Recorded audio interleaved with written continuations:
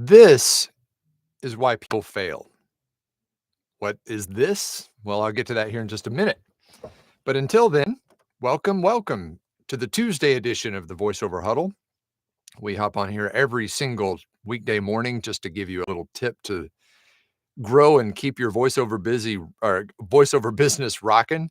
My name is Mike Hathcote. I'm a full-time voice actor and voiceover coach. And don't forget to chime in on the chat and let me know if you're or where you're watching from. I'll do some shout outs here just in a few minutes. And then, of course, don't forget to hit the like and subscribe button and hit the notification bell so you'll get this content as quickly as you can, and share it if you know anyone who could benefit. We'd appreciate that as well. 4 spots left, still at 4 spots left for the TV affiliate boot camp that starts a week from today. And here's what I think is the best thing about, well, there's a lot of really cool stuff about the voiceover, or I'm sorry, about the TV affiliate boot camp. But I think the best aspect of TV affiliate work is the fact that it's guaranteed income and reliable monthly income. It's almost like a regular job, because normally we go through, as voiceover artists, we go from job to job, or, from gig to gig to gig. And it's kind of a little bit of a roller coaster, right? Of, feast or famine sometimes.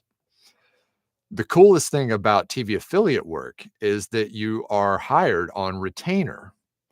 And when you're hired on retainer, that means that you get a paycheck, basically a monthly paycheck, to keep you available to them for all of the different things that could pop up as far as, breaking news and weather and stuff like that, intros and outros. So you get a monthly, stipend of income, reliable income for as long as that contract is going. So that's what I think is the coolest part, because I can't think of any other uh, genre of voiceover that actually has that kind of regular, steady income. So anyway, we're going to learn all about that starting a week from tonight. And if you want to learn more about it yourself, check out the link in the description below, and you can learn more about what's going on with the TV affiliate boot camp and how to attend. So, okay, now let's get into why people fail. And there's a lot of reasons, but this, I think, is the main reason why people fail to be successful in voiceover. It's usually not your demo. It's usually not your website or your skill set or even your sound quality, even though those are important things. And let me go ahead and preface this also by saying, I'm speaking to the people who have pro demos and a website, because if you're still at the DIY level, this is not going to apply. But pro quality demo and your website, that is going to be the prerequisite here. But here's the reason why people fail to grow their business successfully in voiceover, and that is lack of marketing. I'm going to say it again, lack of marketing. I'm not doing this to scare you. I'm not telling you this to scare you. I'm telling you this to prepare you, because most people don't realize how much marketing is involved in this business. When you get your pro demos done and you put them up on your website and you're ready to go, you have to put so much out there to get a little bit back. That is what people don't realize.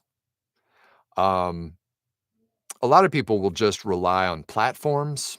They'll hop onto voices.com or Voice123 or, Fiverr and Upwork, and they just rely on those platforms to supply them with their job opportunities or, audition opportunities. And then they wonder why their business doesn't grow because they're not prepared to actually go out and do it's not hard work, but it's just, it can be monotonous work, going out and reaching out to the right people and building those relationships. It's very rare very rare that you can build a full-time income using just casting sites, pay to plays or otherwise. You have to do the email marketing. And a lot of people don't know how to do that, or they don't know, who to reach out to or whatever. And that it's actually not as complicated as you would think. You just have to know the right places, and those are some of the things that we teach in the voiceover blueprint. I can't really go in deep into it today, but a lot of people don't realize the volume that you have to put out there. It's not magic, it's numbers. It's a numbers game. Just like any sales job, have you ever heard of a sales funnel? That's kind of what this is. It's a sales funnel because this is a sales job. You're selling yourself. You're selling your services and what you can offer the client. So in a sales funnel, you have to put a whole lot in the top to get just a little bit out of the bottom. Just like with any other sales job.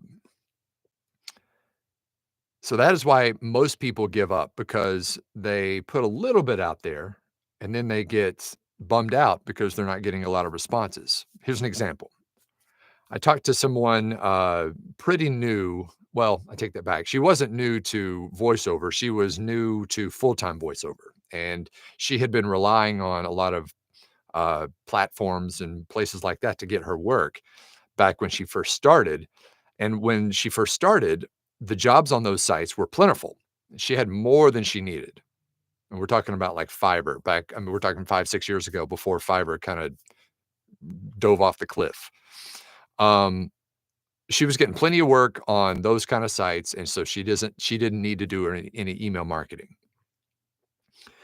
And since she decided to go full time, she was a little bummed out that she wasn't getting that same volume of work from those platforms. And, so she was like, "Yeah, over the last few weeks, I've sent out like 22 emails and no one has gotten back to me yet." And I said, "Okay, over the last few weeks, you should be sending that many a day. You should be sending double that a day." When I first started doing this, I was sending out sometimes 50, 75 emails per day to get on people's radar and hopefully have them add me to their rosters and lists. Um, but if you're sending out, 22 emails over the course of several weeks, you got a long way to go. So the key is to put a lot out there, and then the ones that do come back, which they will, if you put enough out there, there will be people who reply back and say, "Great, we like your stuff. We'll keep you in mind, blah, blah, blah." That's the contact that you want to kind of, work on the relationship. But you have to put so much out there, and if they don't reply back, don't worry, just keep moving forward. Don't wonder why they didn't reply back or anything like that. Just keep putting it out there. Um, really, if you get 2 to 3% replies, warm replies, you're doing well. So that's the kind of volume I'm talking about. For every 100 emails you send, if you get 2, 3, maybe 4 or 5 back, you're killing it. That's the ratio I'm talking about here. So just keep that in mind when you're starting out. Like I said, I'm not doing this to scare you. I just want to set the expectation that you have to market yourself nonstop, especially at the beginning. After a while, the pendulum will swing a little bit. It'll be all marketing and no recording at the beginning, and then hopefully you'll start to pick up some clients here and there. And then over time, the pendulum will swing over to where you're actually doing more recording than marketing. But you still want to keep marketing no matter what. So that, my friends, is why most people fail, because they don't realize the volume of marketing you have to do in this business. It's not like the old days when you could have an agent do all that for you. You have to do all of it yourself. And that's it. Easier said than done, though, right? Okay. Let's see what people are saying today. There's David from Hamilton, Ontario. He's the first one in today. Good morning to you. And there's Ron from Grand Haven. Good to see you on here. And Jason from Kearney, Nebraska. Good to see you there. And there is Sean from Longview and Mark from Montreal. Hey, Nancy in Yankton, South Dakota. Good to see you. Good morning. And Alan from Philly, Charlie from Sparta, Wisconsin, and Sarah from Kentucky. Hey, Nephi from Knoxville. See you pretty soon. Looking forward to seeing all the Knoxville peeps here in about a week and a half or so. And Dennis from Pasadena. Good morning. There's Grady from Ithaca. Good to see you on here, sir. And Theo, happy Taco Tuesday from 22 floors up above the streets of downtown Chicago. And there's Tracy from Rochester, Minnesota, and Kirk from Greenville. And hello, Wayne from Port Orchard, Washington, and Andrew from Joy from Southfield, Michigan. Good morning to you. And Mr. Bob from Wadsworth, Ohio. Hey, Callie from Pasco, Washington. Good morning.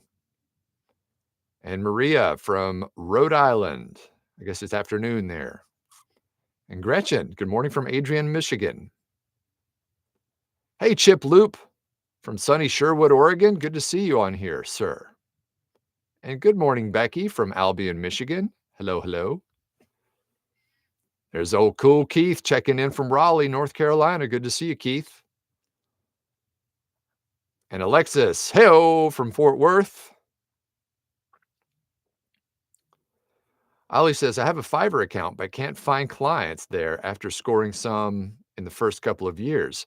Yeah, that's kind of what I was alluding to earlier, is that Fiverr has really dropped off the cliff when it comes to voiceover. I mean, 5 years ago, if you were on Fiverr, you could kill it on there. But those kinds of jobs, those low-end jobs, not saying that that's all you have on Fiverr. There are some better paying jobs on there, but the bulk of the jobs that were on Fiverr were those low-end jobs that didn't pay hardly anything for a ton of words. Those are the jobs that AI is coming for, because those jobs, they don't really need something professional. They just need something that sounds passable, that doesn't sound like a robot. But clients who care about what their customers think about their brand image, those are the ones who are hiring human. The people who just want to have something that goes along with their, top 10 facts about Star Wars, they couldn't care less if the audio sounds human or not, or even unlike a robot. They just want something to put it out there. So that is why Fiverr is a little harder nut to crack these days. You can still do well. I just did a job on Fiverr this morning right before the call. So, it was a better paying job because I've raised my rates enough and worked with people on there long enough that I can command those rates at this point. But a lot of those jobs that were very easily gotten, say 5 years ago on Fiverr, are gone. So that's probably why you're having a little problem finding those jobs on there, especially if you're using just a DIY demo at this point. You got to be competitive to get the competitive work. Wayne says, thank you for the focus to keep us encouraged. My pleasure, Wayne. I think this is an important topic that a lot of people don't talk about. So like I said, I'm not saying it to scare you. I'm just saying it to focus you and to keep you encouraged on doing the right thing. Jason says, great practical advice. Thank you, sir. And there's Alex from Utah. Good morning to you. The VO prospect says, good morning. Afternoon. Yep. It's morning for me still, but wherever you are, it's afternoon, I guess. Big Daddy Forever says, good morning from overly pollinated northern Arizona. Yep. I need to get back up there. It's been a couple years since I've been up north to Flagstaff and that area, but I'm kind of waiting until we get to when it's 100 and stupid outside to get up there. But, although yesterday it was 111, I think tomorrow it's supposed to be 113, so whatever. We'll do it. Alan says, "If I fail, it will be due to procrastination. Gotta focus on the outcome." That is such a good point, Alan, and thank you for being self-aware and calling that out. A lot of people, they do procrastinate, and, they'll always find an excuse to not do marketing. Um, Back when I started, boy, I sound like an old fart, don't I? Back when I started, I did a lot of cold calling, um, and that's even, more difficult to do than email marketing. But I did find that the cold calling and the email marketing, the response rate was about the same. So I figured it was probably easier for me to do the email marketing most of the time because you can send an email anytime and they can get to it anytime. You're not trying to catch them during business hours. So I would switch gears and went over to email marketing because some of the places that you're going to be reaching out to, they are mom and pop shops that, or maybe it's just a single person who does the video, production, and they're out in the field doing a shoot or whatever. And I'm not going to try to blow up their phone throughout the day, uh, you know, trying to, will you hire me for your voiceovers, please? You know, I'll send them an email. They'll get to it when they get to it. Hopefully they will reply in the positive. Sometimes they don't reply at all. Sometimes they reply with leave me alone, and that's fine too. Um, Takes all kinds. So, but thank you for pointing that out. Procrastination it can be a cancer. So don't let it get you. Andrew says, do you think I could reach out to my local TV stations to offer VO services? Only if you have a TV station demo, which is what we're working on this next week. That's what the TV affiliate boot camp is. If you don't have a TV affiliate demo, then you have no need to reach out to TV stations. So if you want to be a part of this class, learn more about it in the description. But it is that's the prerequisite to reach out to these companies. And one of the things we're going to teach you in this class is not only how to record the demo and you're going to get a demo with it, but we're going to get you email templates and the list of people to reach out to 3,000 plus stations. Now, I know you're in Latvia, Andrew, so you can find a list of stations on your side, but you need to have a TV demo before start reaching out to TV stations. Just like you need to have a radio demo before you start reaching out to radio stations. So there's very specific types of demos you should have before you start doing that. Hello, JJ. Good to see you on here. Sage One says, hello, everyone from Gainesville, Florida. Do we need to be at the pro demo level in order to do direct marketing? Yes. I'm surprised you haven't heard me say that on here because I say it all the freaking time. That is the prerequisite. I keep saying that word prerequisite today. That's the prerequisite for doing any direct marketing is you have to have a pro quality demo and a good website to showcase your demo or demos on. If you're at the DIY demo level, you need not do any direct marketing because you're competing against people with a pro demo and your DIY demo is going to stick out like a sore thumb, not in a good way. You want it to stick out as like a sore thumb in a good way by having a really great pro demo, but your DIY demo is going to pale in comparison to those who are going to be marketing to the same people with pro quality stuff. So that's why DIY, you're kind of in the minor leagues. Let's just call it like it is, in the minor leagues with Fivers and Upworks and that kind of thing. So in order to break beyond that, you have to have pro quality demos.